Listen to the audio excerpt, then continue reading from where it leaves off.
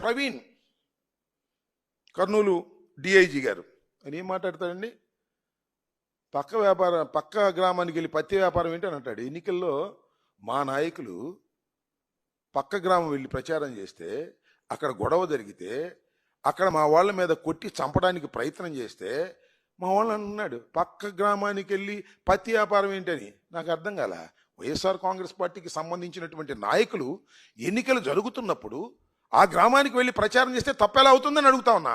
Who are you to question that? మీరు అక్కడ రక్షణ ఇవ్వాల్సినటువంటి బాధ్యత ఉంది, లా అండ్ ఆర్డర్ని కాపాడవలసినటువంటి బాధ్యత ఉంది. ఏం మాట్లాడతాడండి? పక్క గ్రామానికి వెళ్ళి పత్తి వ్యాపారం చేస్తే ఇలాంటి సంఘటనలే జరుగుతాయి. ఒకటి. రెండోది ఏమంటాడు? అసలు తలకాయలు తెగిపడిపోయాయి, మేము ఉండబట్టి తలకాయలు పగిలే వరకు ఆపాము. అంటే ఏంటి నీ ఉద్దేశం? తలకాయలు పగిలే వరకు ఎలవ చేసి తలకాయలు లేపకోకుండా జాగ్రత్త చేశావా? ఇదేనా ఒక ఐపీఎస్ ఆఫీసర్ మాట్లాడవలసినటువంటి పని?